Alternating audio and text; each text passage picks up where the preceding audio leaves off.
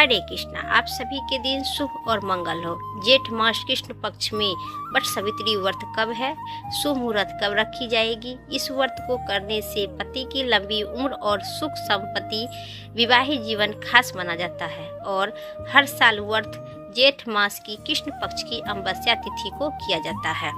इस दिन देवी सावित्री ने अपने पति सतवान के प्राण यमराज से आपस के लिए इस व्रत को रखे थे। इसी वजह से यह व्रत अखंड सौभाग्यवती से जुड़ी जाती है।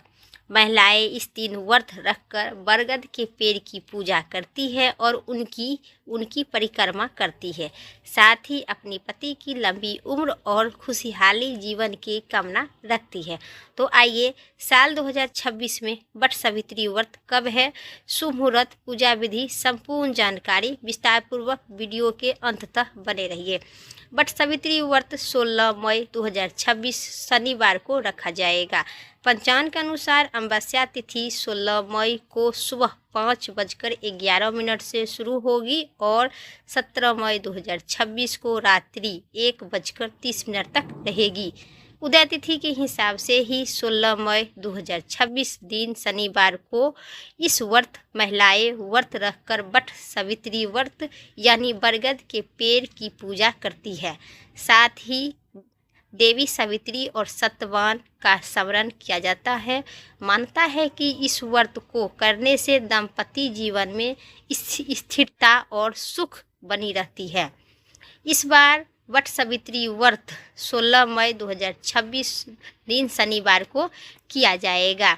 16 मई को सुबह से लेकर करीब 10:26 तक सौभाग्य योग बनेगी। इस बीच में आप 16 श्रृंगार कर सकते हैं, पूजा की सामग्री कर सकते हैं और अपने भक्ति पूर्वक के साथ वट सावित्री व्रत अमावस्या तिथि से पूर्णिमा तक किया जाता है।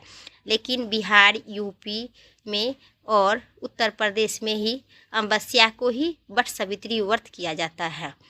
16 मई 2026 शनिवार को शुभ समय 7:12 से 8:54 तक रहेगा। इसका अलावा अभिजीत मुहूर्त दोपहर 11:50 से 12:45 तक रहेगा। दोपहर में 4 शुभ मुहूर्त है जो 12:18 से 2 बजे तक, जिसमें पूजा किया जा सकता है। वट सावित्री व्रत की पूजा सुबह जल्दी उठकर शुरू होती है। सबसे पहले स्नान करें और साफ सुथरा कपड़ा पहने।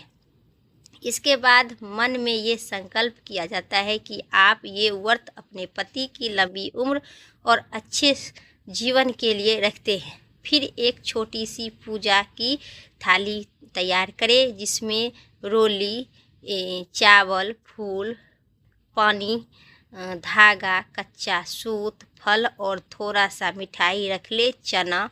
इसके बाद अगर आप बरगद के पेड़ वही पास में है जाकर पूजा करना चाहते हैं तो कर सकते हैं, अच्छा मानी जाती है। नहीं तो पेड़ के पास ही पहुंचकर सबसे पहले थोड़ा पानी छिड़के, फिर रोली और अरवा चावल और फूल चढ़ावे।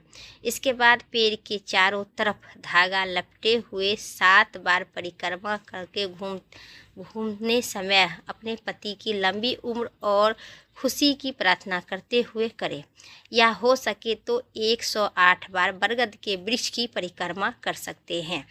इसके बाद बैठकर अपने कथा पढ़े अथवा किसी और से सुने। कथा पढ़ने से आपकी पूजा की संपूर्ण व्रत की प्राप्ति होती है। कथा पढ़े एवं सुने, नहीं तो इस कथा सुनने से आपकी अखंड सौभाग्यवती की प्राप्ति होगी।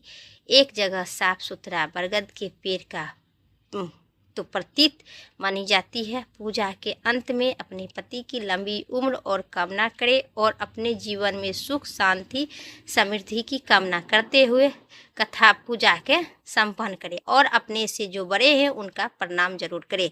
इसी के साथ ही इस वीडियो इतना ही तक। फिर एक बार उम्मीद करते हैं आप सभी को पसंद आई। एक लाइक करके कमेंट करें और चैनल पर नए हैं तो सब्सक्राइब जरूर करें। धन्यवाद।